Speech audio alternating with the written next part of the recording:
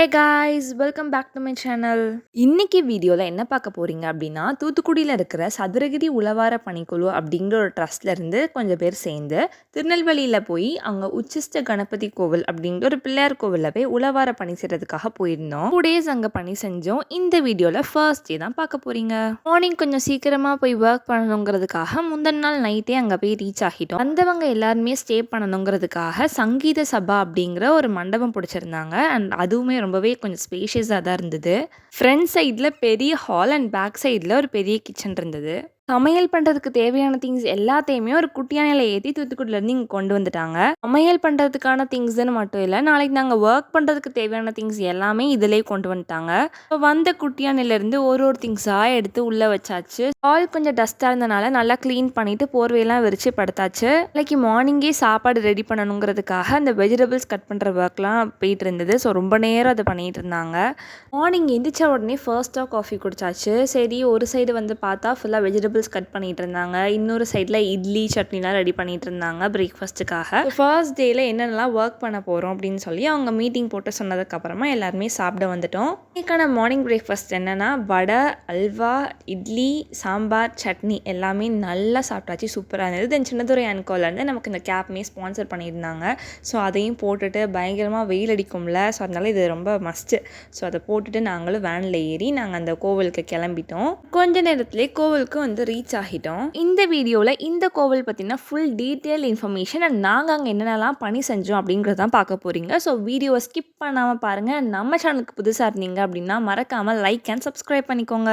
போன உடனே பிள்ளையாருக்கு அருகம்புல் மாலை வாங்கிட்டு போய் உங்களை நல்லா பார்த்து ப்ரே பண்ணிட்டு வந்துட்டோம். அண்ட் இங்கே வந்து 16 விநாயகர் இருக்காங்க. ஸோ இந்த கோவில் பற்றி சொல்லணும்னா நிறைய ஊர்லேருந்து வந்து பிரார்த்தனை பண்ணிட்டு போகிறாங்க. கிட்டத்தட்ட இது 600 ஆண்டுகளுக்கு முன்னாடியே உள்ள ரொம்பவே பழமையான ஒரு விநாயகர் கோவில். கிட்டத்தட்ட 1 ஏக்கர் லேண்டில் விநாயகருக்குன்னு தனி கோவிலாக இருக்கிறதுக்கான சிறப்புடையது. இங்கே ராஜகோபுரம், 8 நிலை மண்டபங்கள், 3 பிரகாரங்கள், கொடிமரம்னு இங்கே விநாயகருக்காக எல்லாமே இருக்குது. ஸோ கோவிலேருந்து கொஞ்சம் டிஸ்டன்ஸ் மட்டும் ஸ்ட்ரெயிட்டாக நடந்து போனீங்கன்னா பக்கத்துலேயே தாமிரபரணி ஆறுமே வந்துடும். ஸோ அங்கே நம்ம குளிச்சுட்டு கூட இங்கே வந்து விநாயகரை பார்த்து ப்ரே பண்ணிக்கலாம். இல்லைனா கோவில் பக்கத்துலேயே பைரவ தீர்த்தம்னு ரொம்பவே உன்னதமான தீர்த்த கட்டம் இருக்கும். ஸோ அங்கே நீராடிட்டு விநாயகர்கிட்ட ப்ரே பண்ணால் எல்லா தோஷமும் நீங்கும்னு சொல்கிறாங்க. இப்போ ஆல்ரெடி சொன்ன மாதிரி தான் இந்த கோவிலுக்கு நிறைய வெளியூர்லேருந்து வந்து மக்கள் பார்த்துட்டு போகிறாங்க. நாங்கள் போன டைம் சென்னை, கோயம்புத்தூர்லேருந்துலாம் வந்திருந்தாங்க. ஸோ நீங்கள் எந்த ஊர்லேருந்து இந்த வீடியோ பார்த்தாலும் சரி, உங்களுக்கு இந்த கோவிலுக்கு வரணும்னு தோணுச்சுன்னா கண்டிப்பாக வந்து பார்த்துட்டு போங்க.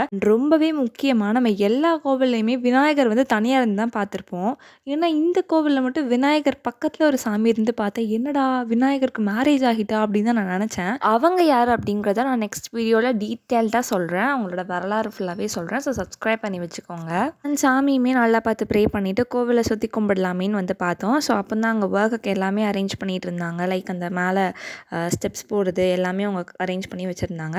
அண்ட் எங்கள் நேரத்துக்கு அங்கே அன்னைக்குன்னு பார்த்து வெயில் இல்லை. இப்படியே இந்த டே ஃபுல்லாகவே வெயில் இல்லாமல் மெயின்டைன் ஆகிட்டு அப்படின்னா ரொம்பவே நல்லாயிருக்கும் தான் நாங்களும் ப்ரே பண்ணிகிட்டு இருந்தோம். பிகாஸ் ஒர்க் பண்ணும்போது நம்மளுக்கு சும்மாவே ஒர்க் பண்ணும்போது உடம்பெல்லாம் வலிக்கும்.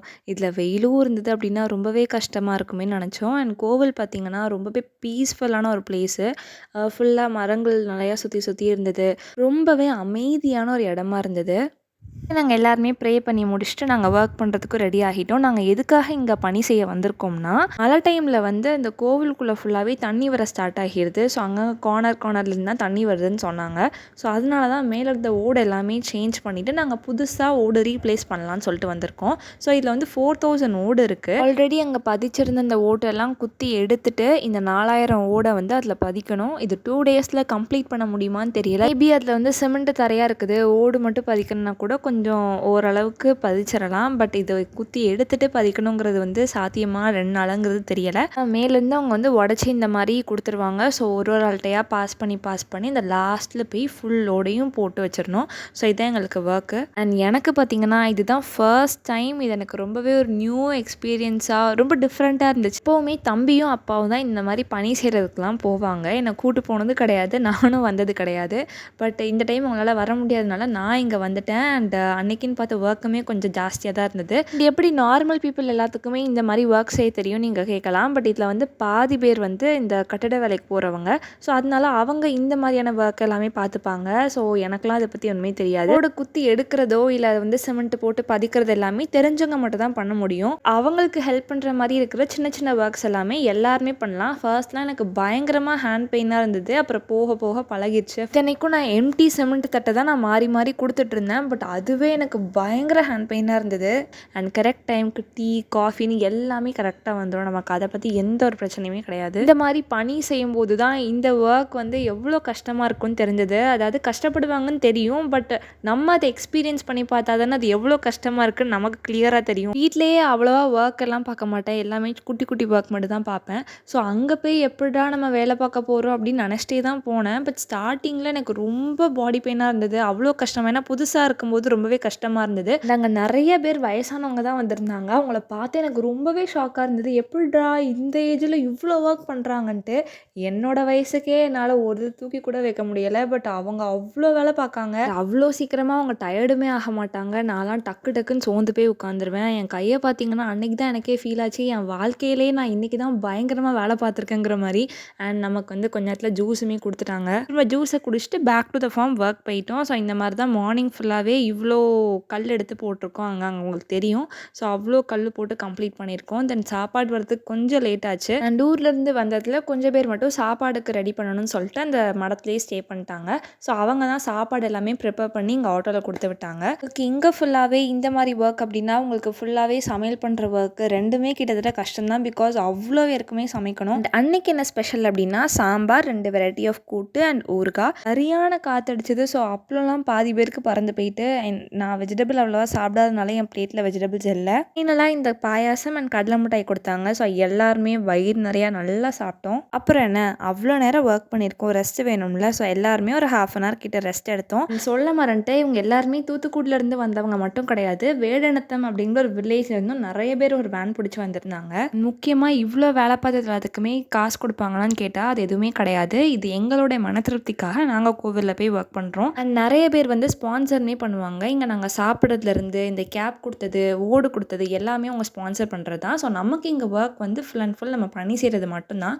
அண்ட் நமக்கு இப்போ கரெக்டாக பஜ்ஜி அண்ட் காஃபி வந்துடுச்சு. ஸோ சாப்பாடு எல்லாமே கரெக்டாக வந்துடும். தென் அப்படியே பார்த்தீங்கன்னா ஈவினிங் 5 o'clock கிட்ட ஆகிடுச்சு. ஸோ ஒர்க் அப்படியே கொஞ்சம் கொஞ்சமாக ஸ்லோ பண்ணியாச்சு. நாங்கள் கிளம்பணும். கிளம்பிட்டு நெக்ஸ்ட் டே வந்து அப்படியே விட்டதுலேருந்து கண்டினியூ பண்ணிக்கலாம் அப்படிங்கிறதுலாம் பிளான் பண்ணியிருந்தோம். கொஞ்சம் பேர் வந்து நாங்கள் அப்படியே வேனில் ஏறிட்டோம். கொஞ்சம் பேர் அங்கே தாமிரபரணி ஆறில் போய் குளிச்சுட்டு வரணும்னு சொல்லிட்டு போனாங்க. பட் அங்கே ட்ரெஸ் சேஞ்ச் பண்ணலாம் ரூம் இல்லாதனால நான் வந்து போகலை. அங்கே போய் எல்லோரும் கொஞ்சம் நேரம் என்ஜாய் பண்ணிட்டு வந்து அப்படியே வேனில் ஏறிட்டாங்க. டே 1 ஆஃப் உழவர பண்ணி இப்படி தான் போச்சு. ஸோ நெக்ஸ்ட் டே என்ன நடந்துச்சுன்னு பார்க்குறதுக்கு சேனலை சப்ஸ்கிரைப் பண்ணி பெல் ஐக்கான் கிளிக் பண்ணிக்கோங்க. அப்போ தான் நான் போடுற வீடியோ எல்லாமே நோட்டிஃபிகேஷன் வரும். இந்த வீடியோ பிடிச்சா மறக்காமல் லைக் பண்ணிக்கோங்க. தேங்க்ஸ் ஃபார் வாட்சிங் திஸ் வீடியோ.